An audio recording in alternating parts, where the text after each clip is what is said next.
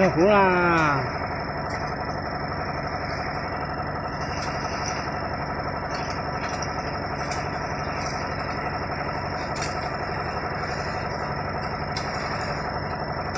sao cho hỏi với hỏi theo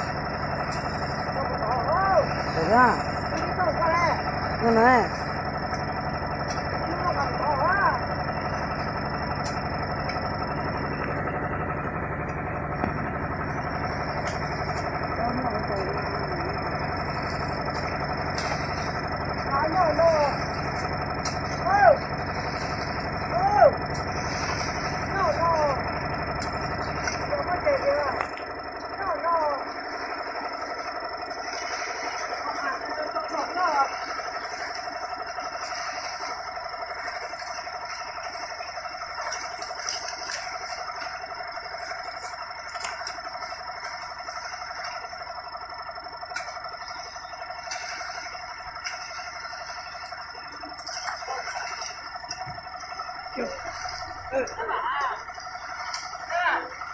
Tao bỏ cái trò hả kìa. Thì có bỏ cái trò nó đấy thôi.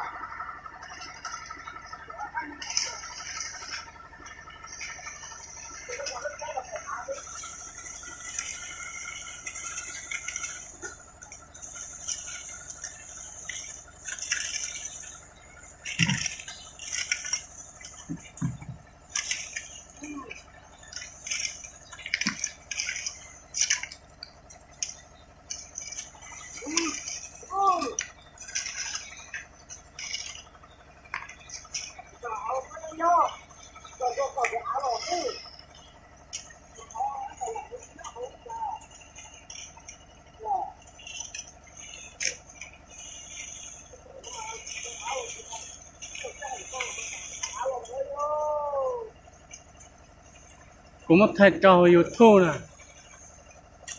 Nhìn hồi lưỡi với người mà hồi gặp có lưỡi chết chị hồi lưỡi mà anh ơi chị hồi chỉ có lưỡi chết chị đi ơi dạ hiểu à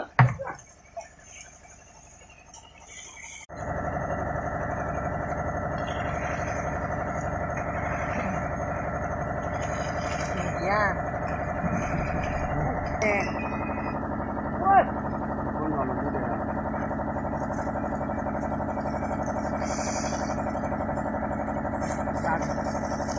Yeah.